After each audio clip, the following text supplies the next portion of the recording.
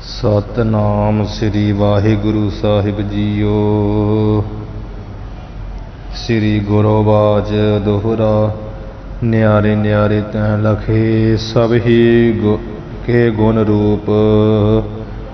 जानत नह तू आत्मा यह अज्ञान अनूप। न्यारे न्यारे तैं लखे। वाहिगुरु जी का खालसा वाहिगुरु जी की फतेह। सो अध्यात्म प्रकाश ग्रंथ ਦੀ ਵਿਚਾਰ ਕੁਝ ਦਿਨਾਂ ਤੋਂ ਆਪਾਂ ਸਾਂਝੀ ਕਰ ਰਹੇ ਹਾਂ। ਜਿਵੇਂ ਪੜ੍ਹ ਰਹੇ ਸਾਂ ਅੰਤःਕਰਨ ਦੇ ਬਾਰੇ ਕਿ ਅੰਤःਕਰਨ ਨੂੰ 4 ਭੇਦਾਂ 'ਚ ਵੰਡਿਆ ਗਿਆ ਹੈ। ਸਿੱਖ ਦੇ ਵੱਲੋਂ ਪ੍ਰਸ਼ਨ ਹੋਏ ਸੀ ਵੀ ਮੈਂ ਗੁਰੂ ਜੀ ਕੀ ਮਨ ਹਾਂ, ਬੁੱਧ ਹਾਂ, ਚਿੱਤ ਹਾਂ ਕਿ ਅਹੰਕਾਰ ਹਾਂ।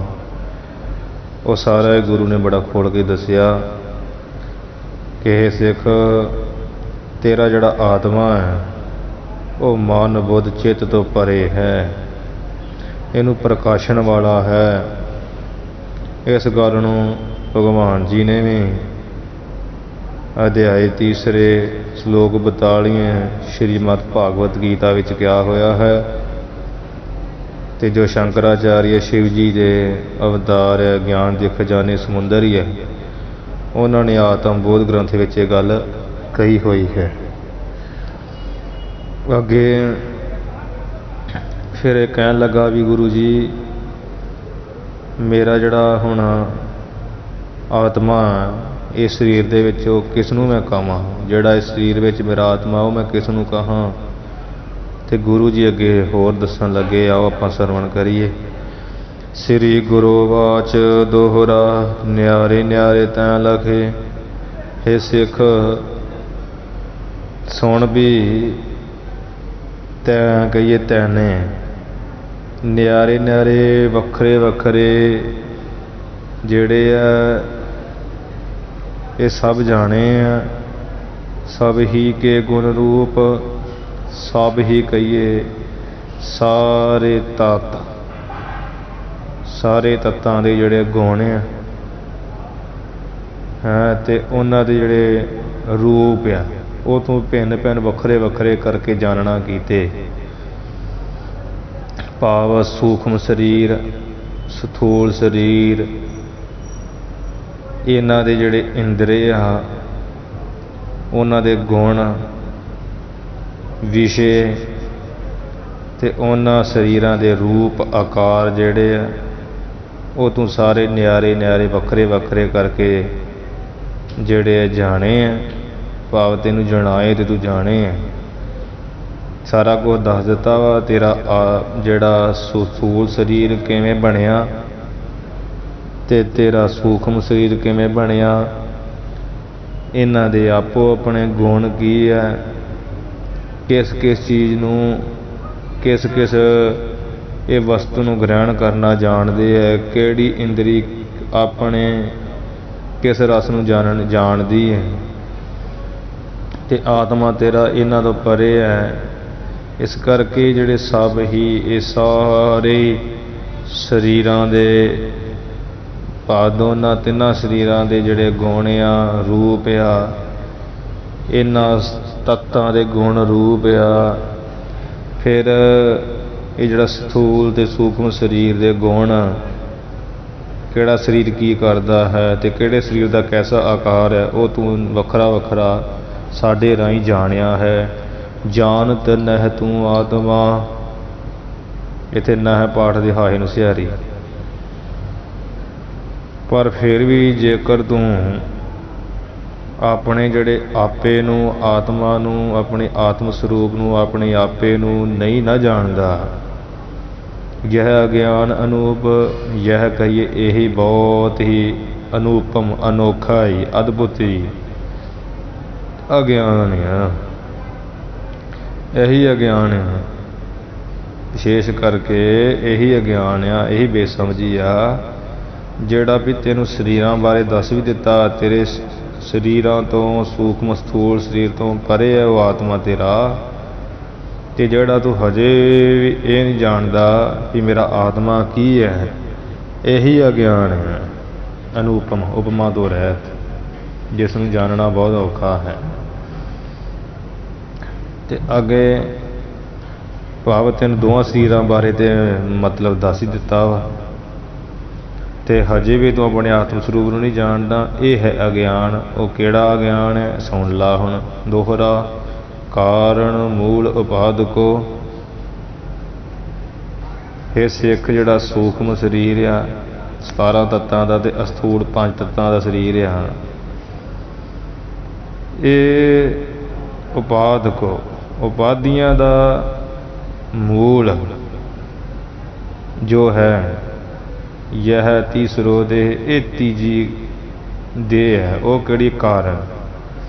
ਕਾਰਨ ਮੂਲ ਉਪਾਦਕੋ, ਜਿਹੜਾ ਉਪਾਧੀਆਂ ਨਾ ਉਪੱਦਰਾਂ ਦਾ ਮੂਲ ਮੋਢਿਆ, ਉਹ ਹੈ ਕਾਰਨ ਸਰੀਰ, ਕਾਰਨ ਦੇਹ ਲਿਖਿਆ ਨਾ, ਯਹ ਤੀਸਰੋ ਦੇਹ, ਇਹ ਤੀਸਰੀ ਦੇਹ ਕੀ? ਕਾਰਨ। ਇਹਦਾ ਨਾਂ ਪਿੱਛੇ ਪੜਿਆ ਹੀ ਨਾ ਵੀ ਕਾਰਨ ਕਿਉਂ ਕਹਿੰਦੇ, ਕਿਉਂਕਿ ਦੋਵਾਂ ਸਰੀਰਾਂ ਦਾ ਕਾਰਨ ਆ, ਜਿਹਦੇ ਕਰਕੇ ਇਹ ਦੋ ਸਰੀਰ ਪੈਦਾ ਹੋਣ ਡੇ ਆ। ਤੇ ਦੇਹੀ ਕਹੀਏ ਵੀ ਇਹਦਾ ਅਗਿਆਨ ਕਰਕੇ ਇਹਦਾ ਜਦੋਂ ਕਾਰਨ ਦੇਹੀ ਦਾ ਨਾਸ ਹੋ ਜਾਂਦਾ, ਅਗਿਆਨ ਦਾ ਨਾਸ ਹੋ ਜਾਂਦਾ, ਇਸ ਕਰਕੇ ਇਹਨੂੰ ਦੇਹੀ ਕਿਹਾ ਹੈ। ਜਿਹਦਾ ਨਾਸ ਹੋਵੇ ਦੇਹੀ ਹੈ। ਇਹ ਕਾਰਨ ਦੇ ਅਸਲ ਵਿੱਚ ਜੇ ਜਾਣੀਏ ਤੇ ਕੋਈ ਦੇਹੀ ਨਹੀਂ ਆ, ਉਹ ਤੇ ਦੋਵਾਂ ਸਰੀਰਾਂ ਦੀ ਉਤਪਤੀ ਕਰਨੇ ਕਰਕੇ ਹੀ ਇਹ ਦੇਹੀ ਅਖਵਾਉਂਦੀ ਹੈ। ਇਹ ਦੇਹੀ ਤਾਂ ਹੀ ਆ ਉਤਪਤੀ ਕਰਨੇ ਕਰਕੇ, ਉਂਝ ਇਹ ਦੇਹੀ ਨਹੀਂ। ਮਤਲਬ ਅਗਿਆਨ ਕਰਕੇ ਹੀ ਦੋ ਸਰੀਰ ਪੈਦਾ ਹੋ ਰਹੇ, ਸੂਖਮ ਤੇ ਸਥੂਲ ਜਿਹਦੀ ਹੋਂਦ ਹੋ ਰਹੀ ਹੈ। ਤੇ ਜਿਹੜਾ ਕਾਰਨ ਕਰਕੇ ਕਾਰਜ ਹੈ, ਇਹ ਦੋ ਦੇਹਾਂ ਕਾਰਜ ਹੈ। ਕਾਰਨ ਦਾ, ਅਗਿਆਨ ਦਾ, ਅਗਿਆਨ ਕਰਕੇ ਦੋ ਦੇਹਾਂ ਹੈ। ਕਾਰਨ ਸਰੀਰ ਕਹਿ ਲਓ, ਕਾਰਨ ਆਤਮਾ ਕਹਿ ਲਓ, ਤੇ ਅਗਿਆਨ ਕਹਿ ਲਓ, ਅਵਿਦਿਆ ਕਹਿ ਲਓ। ਇੱਕ ਹੀ ਗੱਲ ਆ ਇੱਥੇ।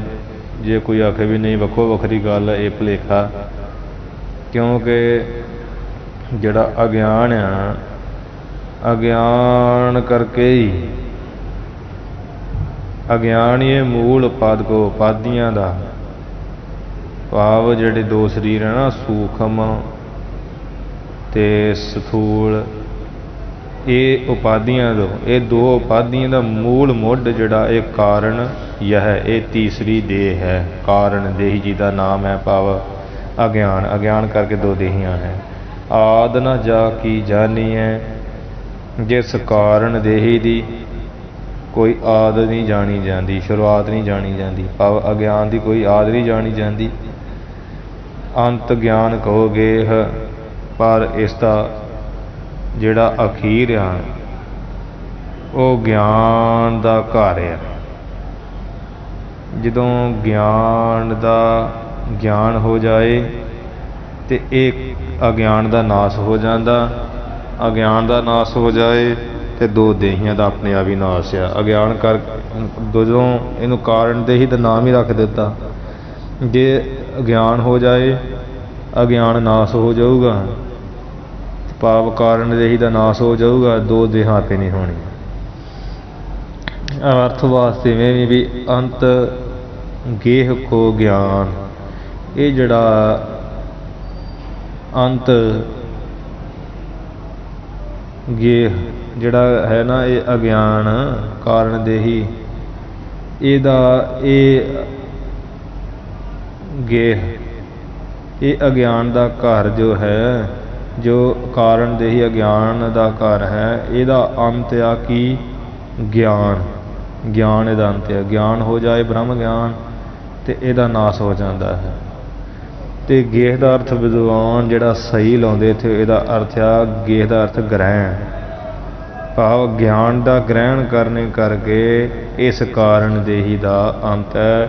ਗਿਆਨ ਹੋਣ ਕਰਕੇ ਜਿਹੜੀ ਹੈ ਉਹ ਵੇਖੋ ਅਗਿਆਨ ਨਾਸ ਹੋ ਜਾਏਗਾ ਤੇ ਦੋ ਦੇਹਾਂ ਦਾ ਨਾਸ ਹੋ ਜਾਏਗਾ। ਇਹਦਾ ਅੰਤ ਕੀ ਆ?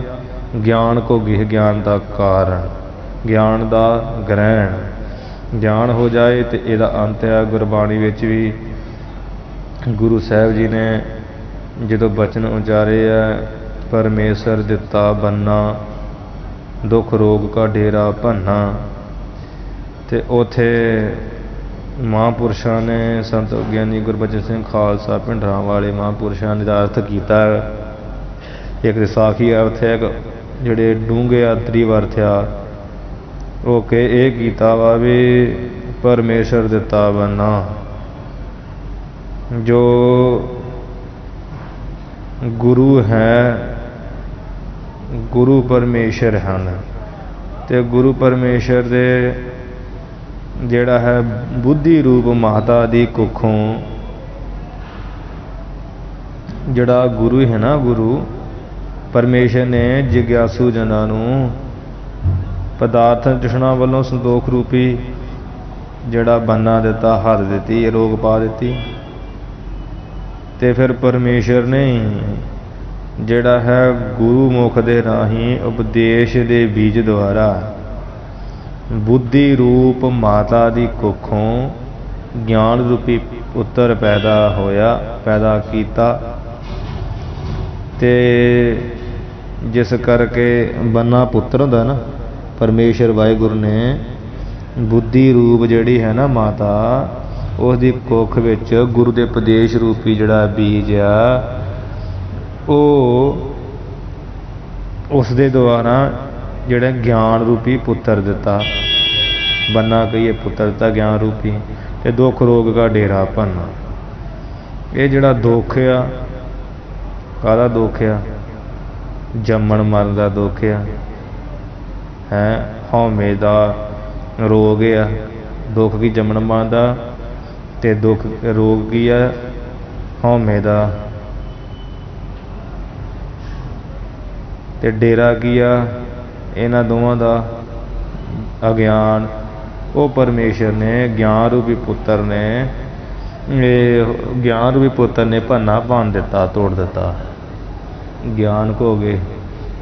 जदों तां ज्ञान रूपी ज्ञान को गए भाव ज्ञान का ग्रहण हो जाएगा ना, तो ये जड़ा ਇਹਦਾ अंत हो जाऊ कारण देही का। मतलब की आ, दुख रोग का डेरा भन्ना परमेश्वर दिता बन्ना। ये दुखों का रोगों का ये डेरा ही है अज्ञान। देखो जे अज्ञान करके सूक्ष्म शरीर आ, स्थूल शरीर आ, तो कितना दुख भोगना पैंदा। स्थूल देही प्रतख भोगदी है, ते सूक्ष्म देही मन करके सोग गम चिंता फिकर कई कुछ रहिंदा, राग द्वेष कई तरह के सुख दुख जिंदगी च आउंदे रहिंदे। कि जे ज्ञान का ग्रहण हो जाए, ज्ञान रूपी पुत्र पैदा हो जाए बुद्धि रूप माता दे विच, ते इस कारण देही का अंत हो जाए, ते अंत होने दे नाल वेखो सारे दुख दूर हो जाण। भाव अज्ञान का अंत हो जाए ना, तो सब कुछ हो जाए। सो सीधा जाए तो अखरां का अर्थ इन्ना ही कारण मूल उपाद को, जिहड़ी इस दो शरीरां का मूल कारण आ उपाधियां का, वह है कारण देही। यह तीसरो दे तीसरी दे कारण शरीर भाव अविद्या अज्ञान। आदना जा की जानी, जिस कारण देही की आद कोई नहीं जानी जाती, इस अज्ञान की अंत ज्ञान को गेह। जे ज्ञान को ज्ञान का गेह ग्रहण हो जाए, ज्ञान हो जाए ब्रह्म ज्ञान, अपने आत्म स्वरूप का ज्ञान, तो यदा अंत है। जो ज्ञान आत्म स्वरूप का हो गया, पता चल जाएगा मैं कारण दे ही नहीं है, मैं सूक्ष्म दे ही नहीं है, मैं स्थूल दे ही नहीं है, मैं सब इस तिन्ना देहां नूं प्रकाशन वाला, इन्हां नूं अनुभव करन वाला हाँ। ये दुख सुख दलिदर राग द्वेष जो भी पंगे है, ये सारे मेरे सूक्ष्म शरीर स्थूल शरीर दे है, ये मैनूं अज्ञान करके है। हुण मैं ज्ञानी हो गया, ज्ञान दे ग्रहण करने वाला हो गया, मैं अपने आत्म स्वरूप का ज्ञानी हाँ। इस करके हुण मैं कारण देही तो परे हाँ, पंजा कोशां तो परे हाँ, जिस करके जानने नाल अंत इहदा हो जाता है। दोहरा अहंकार बुद्ध सो कहत। अहंकार जिहड़ा अहंकार आ, जिहड़ी अहम बिरती है ना, वो अहंकार बुद्धि दे नाल कहन लगा। ਅਹੰਕਾਰ। ਅਹੰਕਾਰ ਬੁੱਧ ਸੋ ਕਹਿਤ। ਅਹੰਕਾਰ ਬੁੱਧੀ ਨੂੰ ਕਹਿੰਦਾ ਹੈ ਤੂੰ ਜਿਨ ਦੇਹ ਜਗਾਏ। ਤੂੰ ਜਿਨ ਕਹੀਏ, ਜਿਨ ਦਾ ਅਰਥ ਇੱਥੇ ਲੱਗਣਾ ਵਾ ਮਤਾ। ਕਹਿੰਦਾ ਤੂੰ ਮਤਾ ਜਿਹੜੇ ਹੈ ਨਾ ਸਾਖੀ ਚੇਤਨ ਉਹਨੂੰ ਜਗਾ ਦੇਣਾ ਕਰ। ਉਹਨੂੰ ਤੂੰ ਜਿਨ ਦੇਹ ਜਗਾਏ, ਤੂੰ ਮਤ ਉਹ ਸਾਖੀ ਚੇਤਨ ਨੂੰ ਜਗਾ ਜਿਹੜਾ ਪ੍ਰਕਾਸ਼ ਕਰ ਰਿਹਾ ਹੈ। ਅਹੰਕਾਰ ਅਹੰ ਬਿਰਤੀ ਕਹਿਣ ਲੱਗੀ ਤੂੰ ਮਤਾ ਉਸ ਸਾਖੀ ਚੇਤਨ ਨੂੰ ਜਗਾ।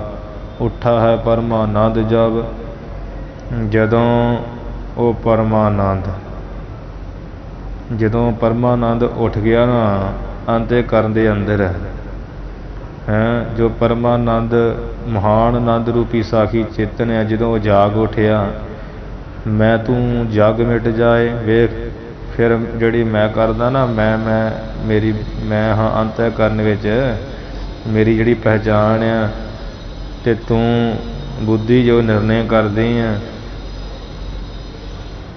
ਇਹ ਸਾਰ ਤੇ ਜਗ ਸਾਰਾ ਮਿਟ ਜਾਏਗਾ, ਸਭ ਮਿਟ ਜਾਏਗਾ। ਇਹ ਅਹੰਕਾਰ ਬੁੱਧ ਸੋ ਕਹਿਤ। ਸਾਡੇ ਅੰਦਰ ਅਹੰਕਾਰ ਸਾਡੀ ਅੰਤःਕਰਨ ਦੀ ਜਿਹੜੀ ਨਿਰਣੇ ਕਰਨ ਵਾਲੀ ਬੁੱਧੀ ਆ, ਬਿਰਤੀ ਆ, ਉਹਦੇ ਨਾਲ ਕਹਿੰਦਾ ਹੈ। ਆ ਸਾਡੇ ਅੰਦਰ ਹੈ ਨਾ ਅਹੰ ਬਿਰਤੀ ਨਿਰਣੇ ਕਰਨ ਵਾਲੀ ਬੁੱਧ ਹੈ, ਅਤੇ ਉਹ ਜਿਹੜਾ ਅਹੰਕਾਰ ਆ ਉਹ ਅੰਤःਕਰਨ ਦੀ ਜਿਹੜੀ ਨਿਰਣੇ ਕਰਨ ਵਾਲੀ ਬਿਰਤੀ ਹੈ ਨਾ ਬੁੱਧੀ, ਉਹਦੇ ਨਾਲ ਕਹਿੰਦਾ ਤੂੰ ਜਿਨ ਦੇਹ ਜਗਾਏ। ਤੂੰ ਉਸ ਸਾਖੀ ਚੇਤਨ ਹੈ ਨਾ ਜਿਹੜਾ, ਉਹਨੂੰ ਜਿਨ ਕਹੀਏ ਮਤਾ ਜਗਾਏ, ਜਗਾਉਣਾ ਕਰ। ਮਤਾ ਨੂੰ ਜਗਾ ਦੇ, ਜਗਾ ਨਾ ਦੇ ਉਹਨੂੰ। ਉਹ ਉੱਠਾ ਹੈ ਪਰਮਾਨੰਦ ਜਬ, ਜਦੋਂ ਅੰਤःਕਰਨ ਦੇ ਅੰਦਰ ਪਰਮਾਨੰਦ, ਉਹ ਪਰਮਾਨੰਦ ਦੇਣ ਵਾਲਾ ਸਾਖੀ ਚੇਤਨ, ਉਹ ਬ੍ਰਹਮ ਗਿਆਨ ਉੱਠ ਜਾਏਗਾ, ਪੈਦਾ ਹੋ ਜਾਏਗਾ। ਮੈਂ ਤੂੰ ਜਗ ਮਿਟ ਜਾਏ, ਤਦੋਂ ਮੈਂ ਅਤੇ ਤੂੰ ਤੇ ਸਾਰਾ ਸੰਸਾਰ ਹੀ ਮਿਟ ਜਾਏਗਾ। ਭਾਵ ਹੁਣ ਅਹੰ ਬਿਰਤੀ ਕਰਕੇ ਕਹਿਣਾ ਨਾ ਹੀ ਮੈਂ ਹਾਂ ਮੈਂ ਹਾਂ ਮੈਂ ਹਾਂ ਹੈਂ, ਆ ਮੈਂ ਹਾਂ, ਆ ਮੇਰਾ ਹੈ, ਇਹ ਅਹੰ ਬਿਰਤੀ ਆ। ਅਤੇ ਨਾਲ ਹੀ ਬੁੱਧੀ ਨਿਰਣੇ ਕਰੀ ਜਾਂਦੀ ਹੈ, ਜਦੋਂ ਕਹਿੰਦਾ ਆ ਮੈਂ ਹਾਂ, ਇਹ ਮੈਂ ਕਹਿਣਾ, ਅਤੇ ਇਹ ਅਹੰ ਬਿਰਤੀ ਹੋ ਗਈ। ਅਤੇ ਸੱਚ ਹੀ ਮੰਨ ਲੈਣਾ ਵੀ ਹਾਂ ਮੈਂ ਹੀ ਹੂੰ, ਇਹ ਮੇਰਾ ਹੀ ਹੈ, ਨਿਰਣਾ ਹੀ ਕਰ ਲੈਣਾ, ਇਹ ਬੁੱਧੀ ਦਾ ਕੰਮ ਹੈ। ਅਤੇ ਸੰਸਾਰ ਵਿੱਚ ਰਹਿੰਦਿਆਂ ਹੀ ਬੰਦਾ ਕਰਦਾ ਨਾ ਉਹ ਮੇਰਾ ਹੈ, ਉਹ ਸਾਡਾ ਹੈ। ਅਤੇ ਇਸ ਤਰ੍ਹਾਂ ਜਦੋਂ ਪਰਮਾਨੰਦ ਸਾਖੀ ਚੇਤਨ ਜਾਗ ਗਿਆ, ਬ੍ਰਹਮ ਗਿਆਨ ਹੋ ਗਿਆ, ਉਦੋਂ ਨਾ ਤੇ ਰਹਿਣੀ ਮੈਂ। ਜਦੋਂ ਮੈਂ ਹੀ ਨਾ ਰਹੀ, ਉਦੋਂ ਤੂੰ ਵੀ ਨਹੀਂ ਰਹਿ ਜਾਣੀ। ਇੱਥੇ ਉਹ ਵਿਸ਼ਾ ਨਹੀਂ ਹੈ ਵੀ ਤੂੰ ਕਰਨਾ, ਨਾਮ ਜਪਣ ਦੀ ਗੱਲ ਨਹੀਂ ਇੱਥੇ। ਭਾਵ ਇੱਥੇ ਜਦੋਂ ਮੈਂ ਵੀ ਨਾ ਰਹਿ ਗਿਆ, ਤੂੰ ਵੀ ਨਹੀਂ ਰਹਿਣ। ਜਦੋਂ ਮੈਂ ਤੂੰ ਹੀ ਨਾ ਰਹਿ ਗਿਆ, ਫਿਰ ਸੰਸਾਰ ਕਿੱਥੇ, ਕੁਝ ਵੀ ਨਹੀਂ ਹੈਗਾ। ਭਾਵ ਜਿੱਥੇ ਇੱਕ ਹੋਵੇ ਉੱਥੇ ਦੋ ਹੁੰਦਾ, ਜਿੱਥੇ ਇੱਕ ਵੀ ਨਾ ਹੋਵੇ ਉੱਥੇ ਦੋ ਵੀ ਨਹੀਂ ਹੁੰਦਾ। ਤਾਂ ਹੀ ਉਹ ਕਈ ਥਾਵਾਂ 'ਤੇ ਆਉਂਦੇ ਨਾ ਵੀ ਪਰਮੇਸ਼ਰ ਨੂੰ ਇੱਕ ਕਾਹਨੂੰ ਕਹਿਣਾ, ਚਾਰ ਮਾਲਾ ਦੇ ਵਿੱਚ ਕਿੱਦਾਂ ਆਉਂਦਾ ਹੈ ਵੀ ਉਹਨੂੰ ਇੱਕ ਵੀ ਕਿਉਂ ਕਹਿਣਾ, ਕਿਉਂਕਿ ਜੇ ਦੋ ਹੋਣ ਤਾਂ ਇੱਕ ਕਿਹਾ ਜਾਏ। ਜੇ ਉੱਥੇ ਤੂੰ ਹੋਵੇ ਅਤੇ ਮੈਂ ਕਿਹਾ ਜਾਵੇ ਨਾ, ਉੱਥੇ ਨਾ ਮੈਂ ਹੈ ਨਾ ਤੂੰ ਹੈ। ਜਦੋਂ ਮੈਂ ਤੂੰ ਹੁਣ ਸਾਡੇ ਵਿੱਚ ਕਿਉਂ ਆ ਮੈਂ ਆ ਤੂੰ ਦ੍ਰਿਸ਼ਟਮਾਨ ਦਿਸ ਰਿਹਾ ਹੈ। ਜਦੋਂ ਦਿਖ ਪਿਆ ਇਹ ਸਿਰਫ ਇੱਥੇ ਤੇ ਮੇਰਾ ਆਪਾ ਹੀ ਹੈ, ਸਿਰਫ ਆਪਾ ਹੀ ਹੈ। ਉੱਥੇ ਤੇ ਵੀ ਨਹੀਂ ਰਹਿਣ ਵੀ ਮੈਂ ਹਾਂ। ਉੱਥੇ ਤੇ ਜਦੋਂ ਮੈਂ ਹੀ ਨਹੀਂ ਹੈਗਾ ਫਿਰ ਤੂੰ ਕੌਣ, ਉੱਥੇ ਕੁਝ ਵੀ ਨਹੀਂ ਰਹਿ ਜਾਂਦਾ। ਭਾਵ ਉੱਥੇ ਜਿੱਥੇ ਵੇਖੋ ਅਸੀਂ ਹੀ ਅਸੀਂ ਹਾਂ, ਉੱਥੇ ਆਪਾਂ ਕਿਹਨੂੰ ਇਹ ਗੱਲ ਕਹਿਣੀ ਆ ਵੀ ਤੂੰ ਹੈ ਮੈਂ ਹਾਂ, ਮੈਂ ਵੱਖਰਾ ਹਾਂ ਤੂੰ ਵੱਖਰਾ ਹਾਂ, ਇਹ ਸੰਸਾਰ ਵੱਖਰਾ ਹੈ। ਉੱਥੇ ਤਾਂ ਕੋਈ ਗੱਲ ਨਹੀਂ, ਉੱਥੇ ਦੇਖਣ ਡਿਆ ਵੀ ਆਪਾਂ ਹੀ ਆਪਾਂ। ਜਦੋਂ ਆਪਾਂ ਹੀ ਆਪਾਂ ਹੋ ਗਏ ਹੋਰ ਕੋਈ ਨਜ਼ਰ ਹੀ ਨਹੀਂ ਆ ਰਿਹਾ, ਫਿਰ ਤੂੰ ਕਿਹਨੂੰ ਕਹਿਣਾ ਤੇ ਜੱਗ ਕਿਹਨੂੰ ਕਹਿਣਾ, ਕਿਸ ਨੂੰ ਕੀ ਕਹਿਣਾ ਹੈ। ਇਹ ਜਦੋਂ ਪਰਮਾਨੰਦ ਉੱਠ ਜਾਏਗਾ, ਮੈਂ ਤੇ ਤੂੰ ਸਾਰਾ ਜੱਗ ਇਹ ਮਿਟ ਜਾਏਗਾ। ਇਹ ਵੇਖੋ ਜਿਹੜੀਆਂ ਗੱਲਾਂ ਲਿਖੀਆਂ ਬਹੁਤ ਡੂੰਘਾਈ ਵਾਲੀਆਂ, ਸਮਝ ਤੋਂ ਪਰੇ ਹੈ। ਜਿੰਨੀ ਕੁ ਸਮਝ ਪੈ ਰਹੀ ਉਹ ਬੋਲ ਰਹੇ ਹਾਂ, ਭਾਵੇਂ ਕਿ ਦੋਹਰਾ ਤੇ ਛੋਟਾ ਜਿਹਾ ਹੀ, ਪਰ ਇਹਦੇ ਵਿੱਚ ਬਹੁਤ ਵੱਡੀ ਜਿਹੜੀ ਹੈ ਅਵਸਥਾ ਦੀ ਗੱਲ ਕਹੀ ਜਾ ਰਹੀ ਹੈ। ਦੋਹਰਾ ਯਹ ਅਵਿਦਿਆ ਨੀਂਦ ਹੈ। ਸਿੱਖ ਇਹ ਜਿਹੜੀ ਅਵਿਦਿਆ ਨਾ, ਇਹ ਇੱਕ ਨੀਂਦ ਦੀ ਨਿਆਈ ਹੈ। ਜਿਵੇਂ ਨੀਂਦ ਹੁੰਦੀ ਹੈ, ਇਸ ਤਰ੍ਹਾਂ ਅਵਿਦਿਆ, ਇਹ ਹੁਣ ਅਲੰਕਾਰ ਬੰਨਣ ਡਿਆ। ਕਹਿੰਦੇ ਅਵਿਦਿਆ ਨੀਂਦ ਦੇ ਬਰਾਬਰ ਹੈ। ਸੁਪਨ ਤੁਲ ਸੰਸਾਰ, ਇਹ ਜਿਹੜਾ ਸੰਸਾਰ ਆ ਸੁਪਨੇ ਦੇ ਤੁਲ ਹੈ, ਸੁਪਨੇ ਵਾਂਗ ਹੈ।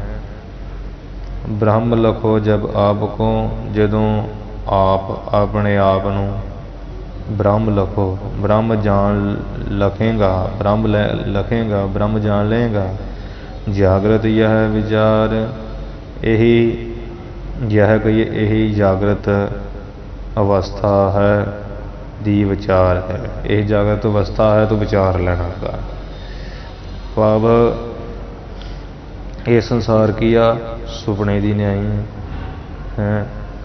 ਤੇ ਅਵਿਦਿਆ ਕੀ ਨੀਂਦ, ਭਾਵ ਜਿਹੜੀ ਅਵਿਦਿਆ ਵਿੱਚ ਬੰਦਾ ਜੀਵ ਫਸਿਆ ਹੋਇਆ, ਇਹ ਮੰਨ ਲਓ ਨੀਂਦ ਵਿੱਚ ਸੁੱਤਾ ਹੋਇਆ, ਤੇ ਨੀਂਦ ਵਿੱਚ ਸੁੱਤਾ ਹੋਇਆ ਇਹ ਜਿਹੜਾ ਸੰਸਾਰ ਆ ਸੁਪਨੇ ਦੀ ਨਿਆਈ ਇਹਨੂੰ ਦੇਖ ਰਿਹਾ ਹੈ। ਕਿਉਂਕਿ ਜਿਵੇਂ ਨੀਂਦ 'ਚ ਸੁਪਨਾ ਵੇਖੀਦਾ, ਮਾਨੋ ਅਸੀਂ ਅਵਿਦਿਆ ਦੀ ਨੀਂਦ 'ਚ ਸੁੱਤੇ ਹੋਏ ਹਾਂ ਤੇ ਸੁਪਨਾ ਸੰਸਾਰ ਰੂਪੀ ਸੁਪਨਾ ਦੇਖ ਰਹੇ ਹਾਂ। ਸੁਪਨਾ ਜਿਹੜਾ ਉਹ ਦੇਖ ਰਹੇ ਹਾਂ, ਉਸ ਸੰਸਾਰ ਨੂੰ ਦੇਖ ਰਹੇ ਹਾਂ। ਜਦੋਂ ਆਪਣੇ ਆਪ ਨੂੰ ਬ੍ਰਹਮ ਜਾਣ ਲਈਦਾ ਹੈ ਕਿ ਮੈਂ ਹੀ ਬ੍ਰਹਮ ਹਾਂ, ਤੇ ਜਾਗਰਤ ਯਹ ਵਿਚਾਰ, ਇਹਨੂੰ ਜਾਗਰਤ ਅਵਸਥਾ ਕਿਹਾ ਜਾਂਦਾ। ਵਿਚਾਰ ਲੈ, ਹੁਣ ਅਸੀਂ ਜਾਗਣ ਡੇ ਹਾਂ, ਪਰ ਵੇਖੋ ਅਵਿਦਿਆ ਦੀ ਨੀਂਦ 'ਚ ਹਾਂ, ਜਾਗਦੇ ਹੋਏ ਵੀ ਸੁੱਤੇ ਹੋਏ ਹਾਂ ਵਿਦਿਆ ਦੀ ਨੀਂਦ 'ਚ, ਅਗਿਆਨ ਦੇ ਵਿੱਚ। ਤੇ ਕਾਰਨ ਕਰ ਕੀ ਰਹੇ ਹਾਂ, ਸੁਪਨੇ ਦੀ ਨਿਆਈ ਸੰਸਾਰ ਵਿੱਚ ਖਚਿਤ ਹੋ ਰਹੇ ਹਾਂ, ਦੁਖੀ ਸੁਖੀ ਹੋ ਰਹੇ ਹਾਂ, ਖਾਣ ਪੀਣ ਹੰਢਾ ਰਹੇ ਹਾਂ। ਜਦੋਂ ਬ੍ਰਹਮ ਨੂੰ ਜਾਣ ਲਵਾਂਗੇ, ਬ੍ਰਹਮ ਨੂੰ ਜਾਣ ਲੈਣਾ, ਆਪਣੇ ਆਪ ਨੂੰ ਜਾਣ ਲੈਣਾ, ਵੀ ਇਹ ਤੇ ਉਹ ਬ੍ਰਹਮ ਹੀ ਬ੍ਰਹਮ ਹੈ, ਨਾ ਤੇ ਕੋਈ ਸੰਸਾਰ ਹੈ, ਨਾ ਤੇ ਕੋਈ ਜਿਹੜਾ ਹੈ ਇੱਥੇ ਹੋਰ ਹੈ। ਬਸ ਇਹ ਤੇ ਆਪਣਾ ਆਪ ਹੀ, ਆਪਣਾ ਆਪਾ ਹੀ ਹੈ। ਸਭ ਗੋਬਿੰਦ ਹੀ ਹੈ। ਫਿਰ ਸੁਪਨਾ ਜਿਹੜਾ ਖਤਮ ਹੋ, ਫਿਰ ਅਵਿਦਿਆ ਦੀ ਨੀਂਦ ਉੱਡ ਜਾਂਦੀ ਹੈ। ਜਿਵੇਂ ਨੀਂਦ ਖੁੱਲ੍ਹਿਆਂ ਸੁਪਨਾ ਚੜ੍ਹ ਜਾਂਦਾ, ਇਸੇ ਤਰ੍ਹਾਂ ਅਵਿਦਿਆ ਦੀ ਨੀਂਦ ਉੱਡ ਜਾਂਦੀ ਹੈ। ਸੁਪਨੇ ਜਿਹੜਾ ਸੰਸਾਰ ਦੀ ਨਿਆਈ ਹੈ, ਸੰਸਾਰ ਦੀ ਨੇ ਜਿਹੜਾ ਸੁਪਨਾ ਇਹ ਖਤਮ ਹੋ ਜਾਂਦਾ, ਤੇ ਇਹੀ ਜਾਗਰਤ ਅਵਸਥਾ ਹੈ। ਜਿਵੇਂ ਛੋਟਾ ਬ੍ਰਹਮਾਂਡ, ਜਿਵੇਂ ਆਪਾਂ ਜਾਗਦੇ ਹਾਂ, ਸੁੱਤੇ ਹਾਂ, ਨੀਂਦ ਆਈ ਹੈ, ਨੀਂਦ ਵਿੱਚ ਸੁਪਨੇ ਆ ਰਹੇ ਆ ਵੰਨ ਸੁਵੰਨੇ, ਕਦੀ ਰਾਜੇ, ਕਦੀ ਮਹਾਰਾਜੇ, ਕਦੀ ਗਰੀਬ ਕੰਗਾਲ ਬਣ ਰਹੇ ਆ, ਬੜੇ ਪਰੇਸ਼ਾਨੀਆਂ ਆ ਰਹੀਆਂ। ਪਰ ਜਦੋਂ ਹੀ ਆਪਾਂ ਉੱਠਦੇ ਹਾਂ, ਨੀਂਦ ਵੀ ਜਾਂਦੀ ਹੈ, ਸੁਪਨਾ ਵੀ ਜਾਂਦਾ, ਦੋਵੇਂ ਚੀਜ਼ਾਂ ਖਤਮ, ਕੁਝ ਵੀ ਨਹੀਂ ਹੁੰਦਾ। ਇਸੇ ਤਰ੍ਹਾਂ ਹੀ ਅਵਿਦਿਆ ਦੀ ਨੀਂਦ ਵਿੱਚ ਸੁੱਤੇ ਹੋਏ ਹਾਂ, ਜਿਸ ਕਰਕੇ ਇਹ ਸੰਸਾਰ ਜਿਹੜਾ ਸੁਪਨੇ ਦੀ ਨਿਆਈ ਸਾਨੂੰ ਪ੍ਰਤੀਤ ਹੋ ਰਿਹਾ, ਇਹਦੇ ਵਿੱਚ ਆਪਾਂ ਪਰੇਸ਼ਾਨੀਆਂ ਚੱਲ ਰਹੇ ਹਾਂ। ਜਦੋਂ ਆਪਣੇ ਆਪ ਨੇ ਆਪ ਸਰੂਪ ਨੂੰ ਜਾਣ ਲਵਾਂਗੇ, ਮੇਰਾ ਆਤਮਾ ਬ੍ਰਹਮ ਸਰੂਪ ਹੈ, ਮੇਰਾ ਆਤਮਾ ਜਿਹੜਾ ਹੈ ਉਹ ਤਿੰਨਾਂ ਸਰੀਰਾਂ ਤੋਂ ਪਰੇ ਹੈ। ਉਹ ਜਦੋਂ ਗਿਆਨ ਦੀ ਅਵਸਥਾ ਜਾਗ ਗਏ, ਬ੍ਰਹਮ ਨੂੰ ਜਾਣ ਲਿਆ, ਆਪਣੇ ਸਰੂਪ ਨੂੰ ਜਾਣ ਲਿਆ, ਉਹ ਬ੍ਰਹਮ ਨੂੰ ਜਾਣਨਾ ਹੀ ਜਾਗਣਾ ਹੈ। ਜਦੋਂ ਜਾਗ ਗਏ, ਅਵਿਦਿਆ ਦੀ ਨੀਂਦ ਉੱਡ ਜਾਏਗੀ, ਸੁਪਨੇ ਦੀ ਨਿਆਈ ਜਿਹੜਾ ਸੰਸਾਰ ਉਹ ਖਤਮ ਹੋ ਜਾਏਗਾ।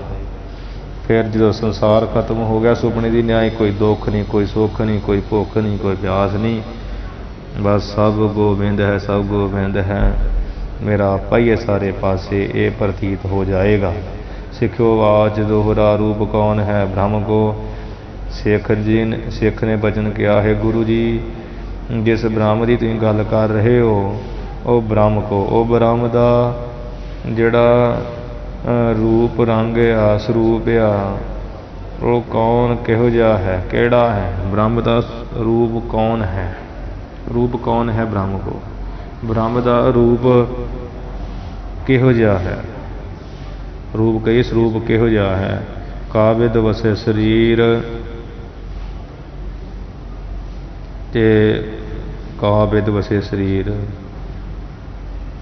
ते काबिद काबिद कहिए किस प्रकार शरीर दे विच वसदा है।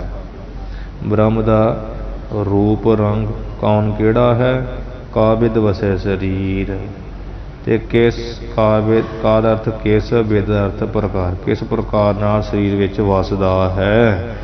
कहिए मोह सो कृपा कर हे गुरु जी तुसी मेरे उपर मोह सो कहिए मेरे सौंदा अर्थ ताई मेरे ताई कृपा करके या मेरे उपर कृपा करके मेरी दृष्टि करके जिहड़ा है कहिए कहना करो दसना करो।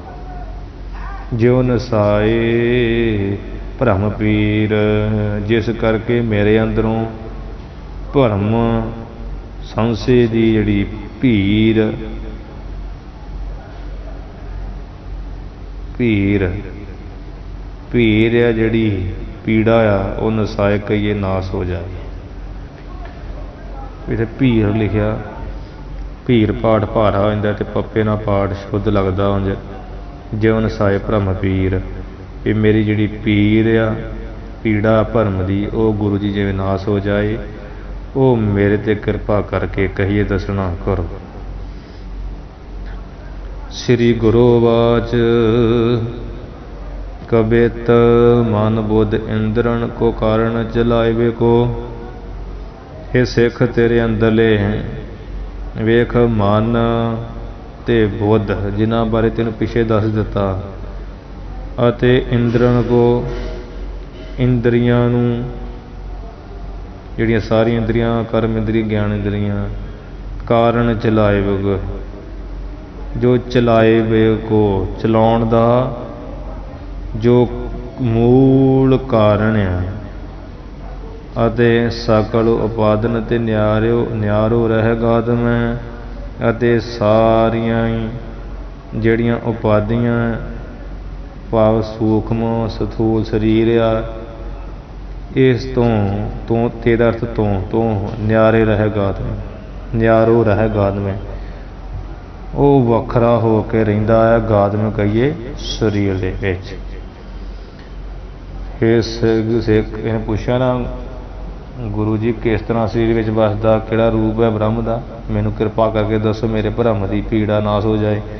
कहंदे वेख मन बुद्ध इंद्रियां नूं जो चलाए वे को चलाउण दा मूल कारण है जिहड़ा इन्हां नूं चला रहा अनुभव कर रहा जिहड़ा सत्ता बख्श रहा सकल उपादन ते जो सारियां उपाधियां सूक्ष्म शरीर की उपाधि स्थूल शरीर की उपाधि अज्ञान कारण देह की उपाधि तो न्यारा रहिंदा शरीर दे विच। जैसे घट मट मझ व्यापक आकाश और जिस प्रकार जैसे जिस प्रकार घट कहिए घड़ा मट कहिए मकान जिवें जोगियां दे मठ च हुंदे ना छोटे छोटे मकान से घट मट माझ कहिए विच आकाश व्यापक परिपूर्ण है। आ जिहड़ा मकान है ना कमरा ये जिन्ना खाली थां आ वो आकाश का हिस्सा पिछे आया ना जहाँ खाली स्थान उन्होंने आकाश बखानी का ते घड़े विचला जिन्ना खाली हिस्सा वा हाँ जी वो भी की आ जिन्ना खाली हिस्सा घड़े दे विच आ वो भी आकाश का हिस्सा उन्होंने घटा आकाश जिहड़ा मकान का अंदर खाली हिस्सा उन्होंने मठा आकाश क्या जाता तो वह वेखो आकाश परिपूर्ण आ जिस तरह घड़े विच मकान दे विच न्यारो सुख दुखन ते देखियो अवदात मैं अते संसार दे सुखा दुखा तो न्यारो कहिए रहत अवधात कहिए प्रगट ही देखियो देखीदा है। समझ आ गई। जिवें आकाश घड़े ते मट विच व्यापक भी है ते असंग भी है। हुण तुसीं हथौड़े फड़ लो, कमरे नूं थोड़े वाहने शुरू कर दो, तलवारां मारी जाओ, इट्टे मारी जाओ, खाली थां नूं काहदा दुख है? सट लगू थोड़े नूं लगू, सट लगू कंध नूं लगू, टुੱਟੂ कंध, थोड़े ते निकलू चंगियाड़े। आकाश नूं काहदा है कोई दुख सुख? हाँ जी, इस तरह घट मट दे न्याई न्यारा न्यार सुख दुखन ते देखिया अवधात मैं। वो दुखां सुखां तो न्यारा प्रगट अवधात गए प्रगट ही देखा जाता है संसार दे विच। जैसे रव जोत आगे सोवत ते जीव जागे, जैसे जिस प्रकार रव सूरज की जिहड़ी जोत रोशनी होण तो ये आगे कहिए पहला सोवत सुते हुए जीव जागे कहिए जाग पैंदे हन। जैसे रव जोत आगे सोवत ते जीव जागे, जिस तरह सूरज की रोशनी की जोत होण तो पहला ही सुते हुए जिहड़े जीव आ जाग पैंदे आ। उठ उठ काम लागे वड्डे प्रभात में, प्रभात वड्डे भाव सवेरे सवेरे उठ के अमृत वेले उठ के ते उठ के आपो अपने कामां विच लागे गईए लग जाते आ सारे जीव। जदों तड़का ज होण लगदा सारे उठ पैंदे ना, पहला सुते हुंदे। रब जोत आगे सूरज की रोशनी तो पहला सोबत सुते हुंदे आ ते रोशनी होण ते जीव जाग जाते हैं ते उठ के आपो अपने कामां विच वड्डे सवेर तो लग जाते हैं। आजा विनाशी पर पूर्ण प्रकाशी, तेवें जो आज अजन्मा या नाम जन्मदा आ नाम रहदा, जो अजन्मा जन्म तो रहत, अविनाशी नाश तो रहत, अमर अविनाशी परि सब थावां ते जो परिपूर्ण लबा लब भरिया होया नका नक परिपूर्ण, जिवें घड़े विच पूरा पानी भरिया होवे, जे थां मासा ना बचे, जे तो भाव कोई थां नहीं खाली लबा लब भरिया होया। ते प्रकाशी परिपूर्ण भाव व्यापक प्रकाशी जो प्रकाश रूप परमात्मा है, सब नूं छे ज्योतियां विच प्रकाश कर रहा अथवा जड़ चेतन प्रकाश कर रहा है। कवि सुखदेव सिंह जी कथन करते हैं, सुख देव सुख राशि है सुनित गान आदम।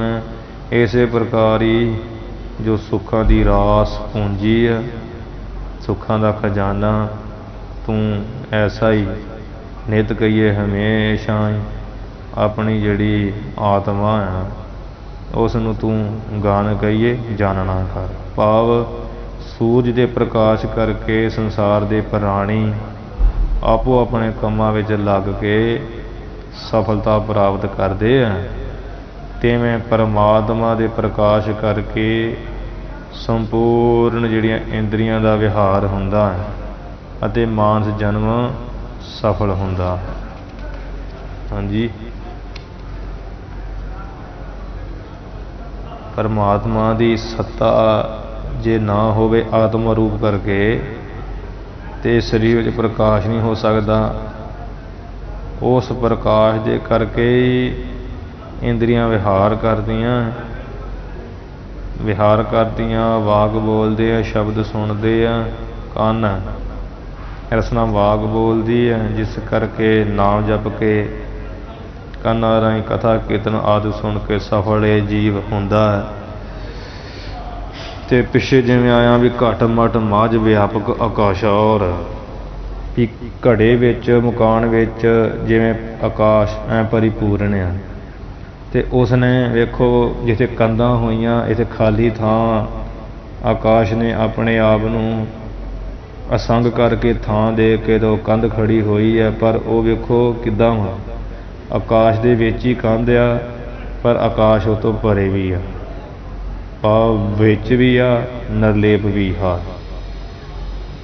ਤੇ ਉਹ ਜਿਹੜਾ ਘਟ ਮਟ ਘੜੇ ਵਿਚਲਾ ਆਕਾਸ਼ ਆ, ਉਹ ਆਕਾਸ਼ ਇੱਕ ਅਸੰਗ ਚੀਜ਼ ਹੈ, ਖਾਲੀ ਥਾਂ ਹੈ। ਘੜਾ ਜਿਹੜਾ ਹੈ ਜ਼ਰੂਰ ਟੁੱਟ ਸਕਦਾ ਹੈ, ਘੜੇ ਨੂੰ ਲੱਤ ਮਾਰ ਕੇ ਰੇੜ ਸਕੀਦਾ ਹੈ, ਘੜੇ ਵਿੱਚੋਂ ਆਵਾਜ਼ ਆ ਸਕਦੀ ਹੈ, ਆਕਾਸ਼ ਨੂੰ ਕੋਈ ਫਰਕ ਨਹੀਂ ਪੈਂਦਾ। ਘੜੇ ਦੀ ਉਪਾਧੀ ਕਰਕੇ ਆਕਾਸ਼ ਘਟਾਕਾਸ਼ ਦਾ ਨਾਮ ਪਿਆ ਹੈ। ਮਟਾ ਆਕਾਸ਼ ਮਕਾਨ ਕਰਕੇ ਦਾ ਨਾਮ ਮਟਾ ਆਕਾਸ਼ ਪਿਆ ਹੈ। ਵਿੱਚ ਆਕਾਸ਼ ਵਿਆਪਕ ਹੈ, ਪਰ ਆਕਾਸ਼ ਬਿਲਕੁਲ ਅਸੰਗ, ਨੂੰ ਕੋਈ ਉਹਨੂੰ ਨਿਰਲੇਪਤਾ ਹੀ ਹੈ, ਦੁੱਖ ਸੁੱਖ ਕੋਈ ਨਹੀਂ ਹੈ।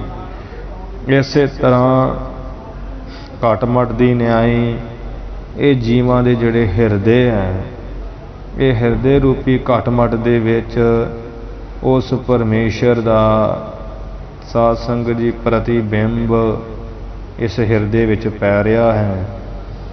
ਤੇ ਉਸ ਜਿਵੇਂ ਪ੍ਰਤੀਬਿੰਬ ਨੂੰ ਕੋਈ ਵੀ ਦੁੱਖ ਨਹੀਂ ਹੈ, ਕਲੇਸ਼ ਨਹੀਂ ਹੈ। ਸ਼ੀਸ਼ਾ ਤੇ ਟੁੱਟ ਸਕਦਾ ਹੈ, ਪਰ ਪ੍ਰਤੀਬਿੰਬ ਨੂੰ ਕੋਈ ਨੁਕਸਾਨ ਨਹੀਂ ਹੈ। ਜਿਵੇਂ ਘੜੇ ਵਿੱਚ ਦਾ ਆਕਾਸ਼ ਨੂੰ ਕੋਈ ਦੁੱਖ ਨਹੀਂ ਹੈ, ਮਕਾਨ ਵਿਚਲੇ ਆਕਾਸ਼ ਨੂੰ ਕੋਈ ਦੁੱਖ ਨਹੀਂ ਹੈ, ਇਸੇ ਤਰ੍ਹਾਂ ਘਟਾਂ ਮਟਾਂ ਦੀ ਨਿਆਈ ਹੈ ਜੀਵ ਹੈ, ਜੀਵਾਂ ਦੇ ਹਿਰਦੇ ਹੈ। ਇਹਦੇ ਵਿੱਚ ਹੀ ਉਹ ਪਰਮੇਸ਼ਰ ਦੀ ਜਿਹੜੀ ਸੱਤਾ ਹੈ, ਉਹ ਆਤਮਾ ਬਿਲਕੁਲ ਅਸੰਗ ਰਹਿ ਰਹੀ ਹੈ। ਦੁੱਖ ਸੁੱਖ ਜਿਵੇਂ ਘੜੇ ਦਾ ਟੁੱਟਣਾ ਸੁਭਾਵਿਕ ਹੀ ਹੈ, ਘੜੇ ਨੂੰ ਠੰਡਾ ਹੋਣਾ ਸੁਭਾਵਿਕ ਹੀ ਹੈ, ਘੜੇ ਦਾ ਪਾਣੀ ਦੇ ਨਾਲ। ਇਸੇ ਤਰ੍ਹਾਂ ਇਹ ਜਿਹੜਾ ਦੁੱਖ ਸੁੱਖ ਆ, ਇਹ ਅੰਤःਕਰਨ ਦੇ ਧਰਮ ਆ, ਬੁੱਧੀ ਦੇ ਧਰਮ ਆ। ਇਹ ਉਸ ਪ੍ਰਕਾਸ਼ ਆਤਮ ਦੇ ਕੋਈ ਧਰਮ ਨਹੀਂ ਹੈ। ਉਹ ਦੁੱਖਾਂ ਸੁੱਖਾਂ ਤੋਂ ਨਿਆਰਾ ਹੀ ਦੇਖਿਆ ਜਾਂਦਾ ਹੈ। ਤੇ ਸੂਰਜ ਦੀ ਜੋਤ ਜਗਣ ਤੋਂ ਪਹਿਲਾਂ ਸਾਰੇ ਸੁੱਤੇ ਹੁੰਦੇ ਆ, ਪ੍ਰਕਾਸ਼ ਹੁੰਦਿਆਂ ਜੀਵ ਜਾਗ ਜਾਂਦੇ ਆ, ਉੱਠ ਕੇ ਆਪਣੇ ਕੰਮ ਲੱਗ ਜਾਂਦੇ ਵੱਡੀ ਪ੍ਰਭਾਤ 'ਚ ਹੀ। ਇਸੇ ਤਰ੍ਹਾਂ ਜਿੰਨਾ ਚਿਰ ਗਿਆਨ ਨਹੀਂ ਹੁੰਦਾ, ਗਿਆਨ ਹੋਣ ਤੋਂ ਪਹਿਲਾਂ, ਉਸ ਚੇਤ ਆਪਣੇ ਆਪੇ ਨੂੰ ਜਾਣੇ ਤੋਂ ਪਹਿਲਾਂ ਇਹ ਜੀਵ ਸੁੱਤੇ ਰਹਿੰਦੇ ਆ। ਜਦੋਂ ਗਿਆਨ ਹੋ ਜਾਂਦਾ ਜੀਵ ਜਾਗ ਜਾਂਦੇ ਆ। ਫਿਰ ਜਾਗਰਤ ਅਵਸਥਾ ਵਿੱਚ ਉੱਠ ਕੇ ਤੇ ਇਹ ਆਪਣੇ ਆਤਮ ਸਰੂਪ ਦੀ ਵਿਚਾਰ ਕਰਦੇ ਆ। ਮੇਰਾ ਆਤਮਾ ਸਤ ਹੈ, ਉਹ ਇਹ ਸੰਸਾਰ ਅਸਤ ਹੈ, ਬ੍ਰਹਮ ਸਤ ਹੈ, ਸੰਸਾਰ ਅਸਤ ਹੈ। ਮੇਰਾ ਆਤਮਾ ਪਰਮਾਤਮਾ ਦਾ ਰੂਪ ਹੈ, ਦੁੱਖਾਂ ਸੁੱਖਾਂ ਤੋਂ ਨਿਆਰਾ। ਇਸ ਤਰ੍ਹਾਂ ਹੁਣ ਜਾਣਨ ਲੱਗ ਪੈਂਦੇ, ਸੁਖੀ ਵਸਦੇ ਆ। ਸੁਖਦੇਵ ਸੁਖ ਰਾਸੀ ਹਨ, ਕਹਿੰਦੇ ਇਸ ਤਰ੍ਹਾਂ ਸੁੱਖਾਂ ਦੀ ਰਾਸ ਆਪਣਾ ਜਿਹੜਾ ਆਤਮਾ, ਉਹ ਤੂੰ ਵੀ ਗਣ ਕਹੀਏ ਵਿਚਾਰਨਾ ਕਰ, ਨਿਤ ਕਹੀਏ ਨਿਤਾ ਪ੍ਰਤੀ। ਅੱਗੇ ਜਿਹੜਾ ਹੋਰ ਕਥਨ ਕਰਨਗੇ ਉਹ ਆਪਾਂ ਕੱਲ੍ਹ ਸਰਵਣ ਕਰਾਂਗੇ। ਇੱਥੇ ਥੋੜ੍ਹਾ ਵਿਸਥਾਰ ਜਿੰਨਾ ਕੁ ਹੋ ਸਕੂਗਾ ਕਰਾਂਗੇ, ਕਿਉਂਕਿ ਥੋੜ੍ਹੀ ਡੂੰਘੀ ਜਿਹੀ ਅਵਸਥਾ ਨਾਲ ਇਹ ਬਚਨ ਹੈ। ਮਹਾਰਾਜ ਕਿਰਪਾ ਕਰਨਾ, ਆਪ ਹੀ ਇਹ ਵਿਚਾਰਾਂ ਕਰਵਾ ਦੇਣ। ਭੁੱਲਾਂ ਚੁੱਕਾਂ ਦੀ ਖਿਮਾ ਕਰਨੀ। ਵਿਚਾਰਾਂ ਦੀ ਅੱਜ ਇੱਥੇ ਅਖੀਰਲੀਆਂ ਪੰਕਤੀਆਂ ਪੜ੍ਹ ਕੇ ਸਮਾਪਤੀ ਕਰੀਏ। ਆਜ ਅਬਿਨਾਸੀ ਪਰ ਪੂਰਨ ਪ੍ਰਕਾਸ਼ੀ, ਸੁਖ ਦੇਵ ਸੁਖ ਰਾਸੀ ਹੈ, ਸੋ ਨਿਤ ਗਾਨ ਆਤਮੈ। ਵਾਹਿਗੁਰੂ ਜੀ ਕਾ ਖਾਲਸਾ, ਵਾਹਿਗੁਰੂ ਜੀ ਕੀ ਫਤਿਹ।